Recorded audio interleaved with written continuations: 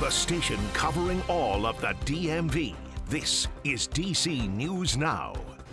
Thank you for joining us on DC News Now. I'm Shanika Grimshaw. We're going to get to your top stories in just a bit, but first let's check in with weather. Meteorologist Jackie Layer with a check on how it's going to feel. Jackie, it started off pretty cool. Is it still cool now, and is it going to warm up? It's going to continue to warm up, but it's still going to be below normal for this time of the year. High temperatures are expected to climb back into those lower 70s. That's going to feel quite nice. Still with that low humidity out there, but we'll just see increasing cloud cover through the afternoon into the evening. But later on this evening, closer towards sunset, can't rule that chance for a spot shower or two around that time. Otherwise, we're looking at much of that rainfall holding off to at least later on, right around 11 p.m. and then turning a bit more widespread across the area. And we could be tracking some heavy rain at times into your Wednesday. So heads up, we did make it a DMV first warn day for the threat of some ponding and even some flooding as we look ahead towards tomorrow, and right around the time for that morning commute and even later on the evening could be seeing more of the influx of some heavy rain at times too. And noticeably cooler tomorrow, highs back in the low 60s.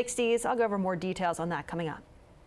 All right, Jackie, thank you. Breaking this morning in the district, another fire sparking at the same house in less than 24 hours. Fire crews were in the Colorama neighborhood once again. Fire crews say the first fire was caused by an electrical issue in the basement of the home. However, officials say they don't know if the two fires are related. But right now, we do know one firefighter was injured while trying to put out the fire. And one neighbor who lives across the street tells us he called 911 around 5:30 this morning.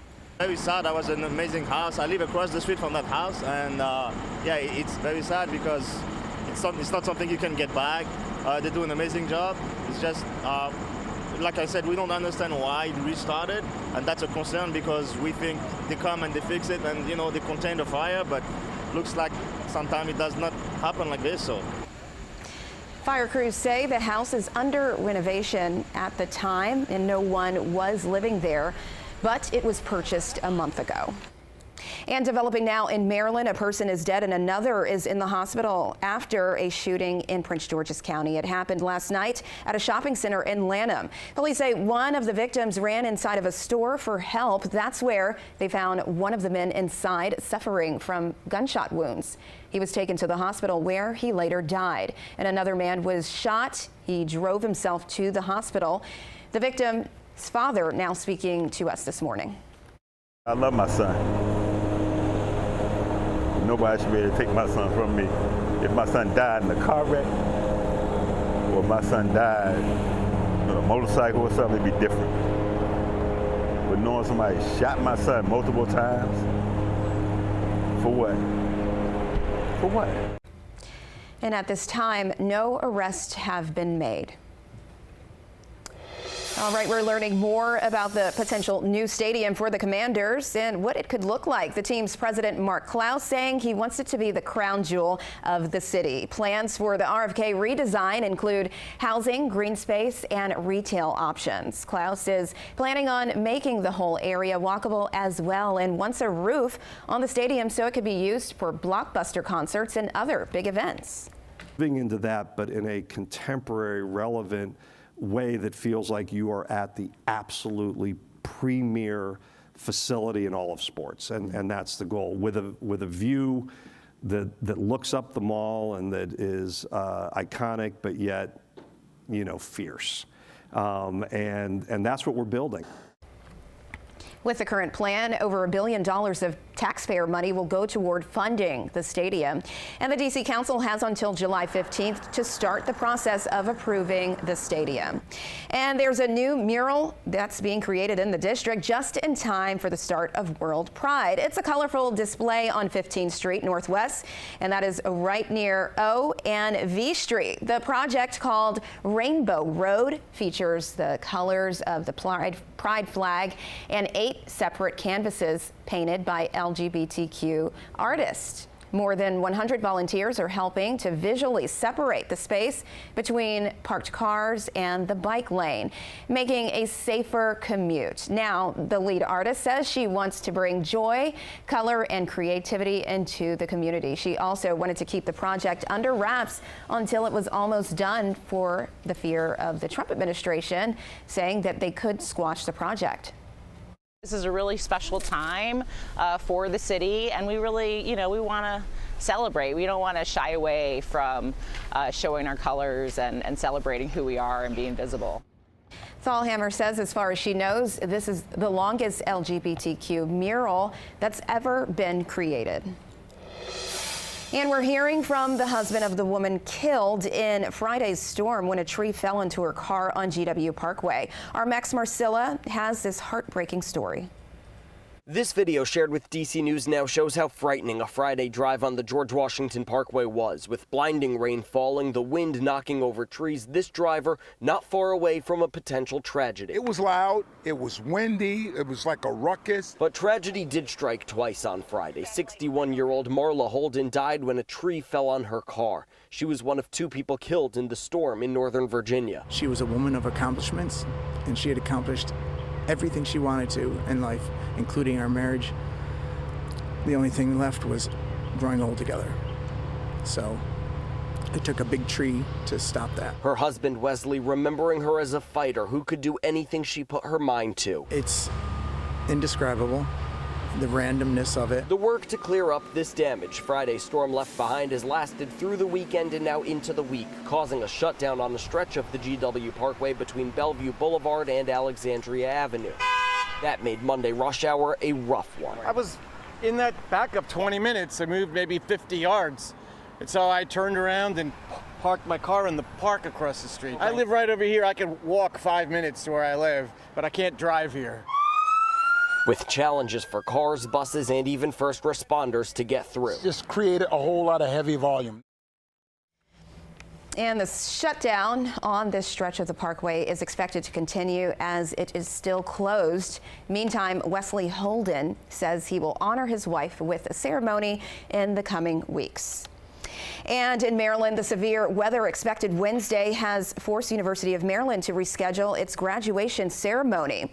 The main commencement is now postponed until Thursday, and gates will open at 5 p.m. The students will start their procession at 6, and UMD says this change does not impact the individual school and college ceremonies for Wednesday and Thursday. All right, let's get a full check on our forecast with meteorologist Jackie Layer. Jackie, I know we're expecting some rain later. Yeah, we're going to be looking at our next system building in later on tonight, but we're already going to start to notice more of those clouds building in through the day today ahead of that system. But that severe outlook for the day today is focused on parts of the Midwest and even extending as far south as, say, Mississippi, Alabama, even over towards Tennessee and Kentucky, under that threat for some of the strongest of the severe weather for the day today. Back here locally, as we look ahead towards tomorrow, that system pushes in. We do have parts of the area under that marginal risk, so 1 out of 5 on that severe scale. It's mainly back out towards our westernmost areas and even far south down towards the Shenandoah Valley and even down towards Spotsylvania County as well. The main threat tomorrow will be that heavy rainfall on top of all the rain we've seen over the last week or so. There's that marginal risk across much of the area. That means we could see some isolated instances of flooding. Now farther off towards the north and west, out towards western Maryland, parts of West Virginia, they're under that slight risk for excessive rainfall, meaning you're looking at a better chance of some scattered instances of flash flooding. So heads up back over towards western Maryland, parts of West Virginia that had dealt with some of that flooding last week. We could be seeing that again tomorrow. So let's talk about timing. Later on tonight, 11 p.m., some lighter rain showers start to build in. Then as we get towards tomorrow morning, it's when we have some pockets. It's a steady to heavy rainfall sliding in across the area. So really not ideal timing for that morning commute. Certainly want to expect it to be a little bit more on the slower side and be cautious out there for any of that ponding on those roadways. By about 7, 8 o'clock in the morning, we start to see that pushing off. By about midday, some spot showers still around, but then we do see a bit of a break before some more scattered showers and even some rumbles of thunder cannot be ruled out. Later on tomorrow evening, before eventually that slides out, and another chance for some showers later on tomorrow night.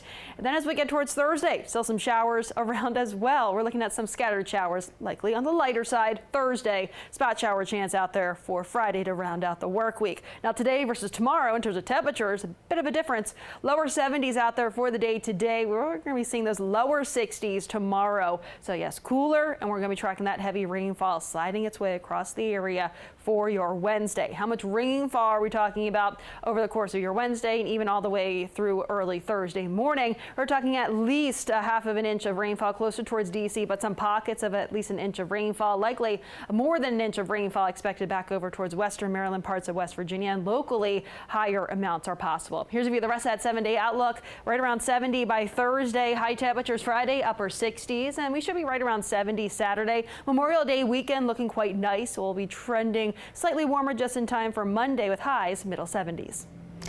All right, Jackie, thank you. We are helping you stretch your dollar this morning. It's not your imagination. Siri has been eavesdropping, and Apple is paying millions to settle a lawsuit accusing its voice assistant of picking up private conversations without permission. DC News Now's Haley Milon has details on how you can get some of that money.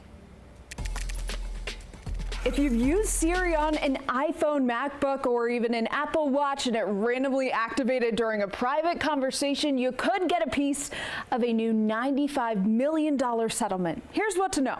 You might know the feeling. You tell a friend you're craving pizza, and then your phone shows you a 2-for-1 one-topping special a mile down the road. They turned on the listening feature in Siri without the user asking, "Hey Siri." But then beyond that, they went ahead and they sold that information to advertisers. Patrick Moynihan, CEO of Tracer, which aims to give tech users autonomy over their privacy, explains that this went on for a decade. Apple settled the class action suit, agreeing to pay $95 million to aggrieved users while denying any wrongdoing. A $95 million fine is a wrist slap. Still, could be some change back in your pocket. Here's who's eligible to apply for some of the settlement. Apple users whose Siri feature activated on a device without the user's consent anytime between September 17, 2014 and December 31st, 2024. Get up to $20 per device impacted, up to 5 devices a person. Eligible devices include iPhones, iPads, Apple Watches, MacBooks, iMacs, HomePods, iPod Touch, and Apple TV. You can file a new claim online by entering your device info. You've got until July 2nd to do so. You'll receive your settlement money in a couple months. Moynihan says know that apps running in the background might have the capability of listening to you. The number one thing you can do is slide up on the Apple and close out all of your apps